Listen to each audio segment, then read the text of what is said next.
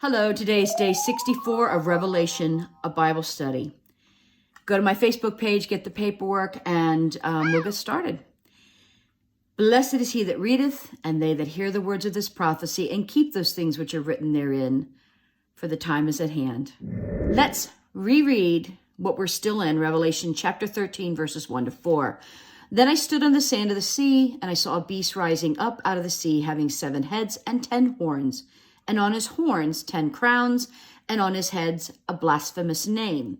Now the beast which I saw was like a leopard. His feet were like the feet of a bear, his mouth like the mouth of a lion. The dragon gave him power, his throne, and great authority. And I saw one of his heads as though it had been mortally wounded, and his deadly wound was healed. And all the world marveled and followed the beast. So they worshipped the dragon, who gave authority to the beast, and they worshipped the beast, saying, who is like the beast? Who is able to make war with him? Now let's break this down one last time. The beast, which I saw, again, all indications in Revelation 13 is that this is a man, though he's closely identified with his world-dominating government.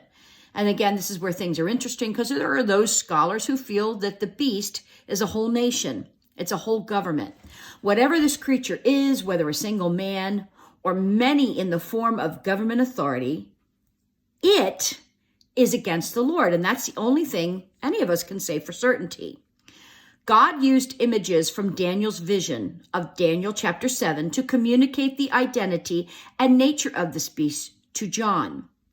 Daniel 7 used 4 animals or beasts to describe the course of human government from Daniel's time until the reign of Jesus on this earth.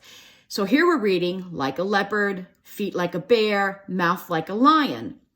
The first 3 animals, the lion in Daniel, is a picture of the Babylonian Empire. Now, trust me, I didn't know any of this on my own. I did a lot of research from many commentators. The bear is a picture of the Medo-Persian Empire, and the leopard a picture of the Greek Empire. And the 4th animal was a dreadful, indescribable beast, which shared the most terrifying characteristics of the previous beasts, yet represents the final world empire under the leadership of a satanic dictator. That's found in Daniel chapter 7, verses 7 to 8. John presents this beast as an extension of the fourth beast of Daniel 7, connecting his empire with the characteristics of the great empires of the past. This world empire will have the cat-like vigilance of a leopard. And you know what that is like if you know cats. It will have the slow and crushing power of a bear. Again, very accurate.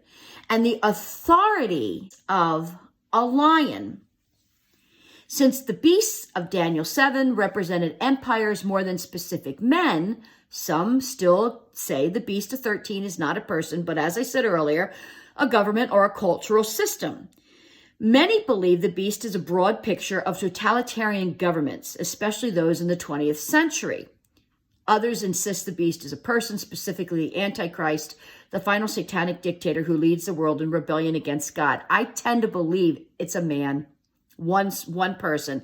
And the reason is because, as it was stated by one commentator, when we think of the most aggressive leaders in the world in our time, if you think of Adolf Hitler as an individual, it's almost like Adolf Hitler and the Nazi state of Germany are virtually the same.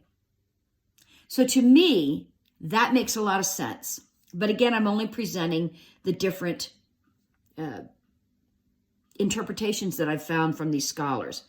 The dragon gives him power, throne, and authority. That's a given. It's written in the book. Through this man, Satan will express his own desire or authority. In this, the beast takes the offer that Jesus refused. Another reason to think that this could be a man, because remember in Matthew chapter 4, verses 8 to 10, it says, again, the devil took him up on an exceeding high mountain and showed him all the kingdoms of the world and their glory. And he said to him, meaning Satan said to Jesus, all these things I will give you if you will fall down and worship me. Then Jesus said, away with you, Satan. It may be that Satan himself takes possession of this man, and this is what makes him exceptional.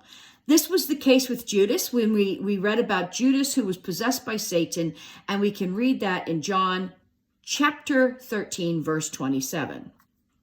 The head wound, it's a mortal wound. It's not superficial. He dies. Perhaps it's the result of God's judgment against the beast. The recovery of the beast increases his fame and authority, and all the world marveled and followed the beast, it reads. And what's this also a knockoff of? Christ's resurrection. Yeah, you got it. In Revelation chapter 13, verses 12 and Revelation 13, verse 14, this recovery is mentioned in connection to the world's worship and devotion to the beast. This is truly an antichrist. He, again, even imitates Jesus in his death and resurrection. The world will believe this, and it will add tremendously to his fame and power. Again, what did we just read? All the world marveled after the beast. All the world worshiped the dragon. It's not a surprise. We have dumb sheep in this world following the worst examples, the most evil devices, the slimiest examples. One of the commentators that I like to read, Joseph Seiss, who lived from 1823 to 1904, wrote these words: "The beast is worshipped as a god, but people never worship an empire as such. Neither do they make a succession of emperors into an object of religious devotion. The paying of divine homage to king has been a common thing in the world's history, but it has always been rendered to individuals." Again, just a thought that this is a person, not a government. I have so much more that I found on the beast. It's overwhelming. So there's a third paper on the Facebook page today, and I'm not going into that here because of the time constraints and just because there's so much. The bullet points explain all that I found about the Antichrist. Here's the good news. We are to learn these things so we can understand our enemy. People that have fought wars, the greatest commanders and chiefs, knew their enemy. And that's what we need to do. We need to know our enemy, but not be overly worked up about it, because the great gift of God is this. We know the outcome. It's victory for the Lord, and therefore it's victory for his people. We do not have to fear the coming attractions because we know the end is marvelous. Our prayer for the day: in spite of everything we read in Revelation, your presence gives us peace, great peace, wonderful peace. For we know how the story ends, and we know you are the victor. Thank you. With grateful hearts, once again we say, thank you. In Jesus' precious name, amen. Peace, peace, wonderful peace, coming down from the Father above. Sweep over my spirit and love me, I pray, with fathomless ability.